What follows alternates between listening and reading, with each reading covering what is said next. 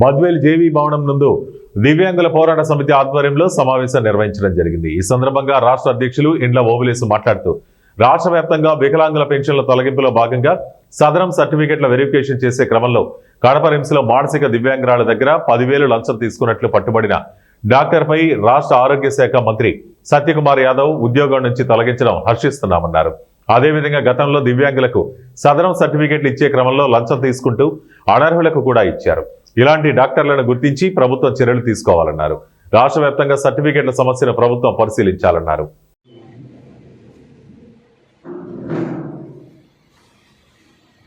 కడప రిమ్స్లో మానసిక వైద్యురాలు కాడ 10,000 రూపాయలు లంచం తీసుకొని ఏసీబీ వారికి పట్టుబడినటువంటి ఆ డాక్టర్ని సస్పెండ్ చేసినందుకు మంత్రి గారికి ముందుగా మేము కృతజ్ఞతలు తెలియజేస్తున్నాం. ఇలా రాష్ట్ర వ్యాప్తంగా అనేక మంది డాక్టర్లు అంగవైకల్య సర్టిఫికెట్ కోసం ఇలా డబ్బులు తీసుకోవటం ఇది సరైనటువంటి పద్ధతి కాదు. మరొక విషయము,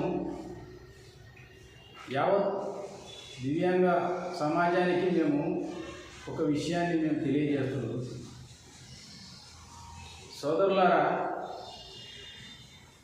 ఎవరు కూడా లంచం ఇవ్వటం అనేటువంటిది చేయకూడదు, దాన్ని ప్రోత్సహించకూడదు. ముందుగా అసలు డాక్టర్ల వైఖరి ఎలా ఉందంటే ఈరోజు రాష్ట్రంలో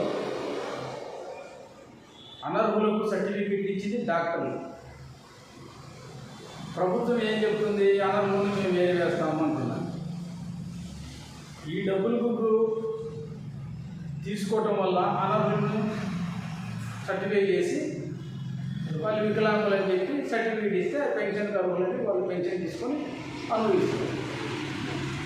డాక్టర్ల నుంచి జరిగిన తప్పిదం కళ్ళకు కట్టుబడినట్టు ఉంటే ఇది ప్రభుత్వం వీళ్ళందరినీ రీవెరిఫికేషన్ పేరుతో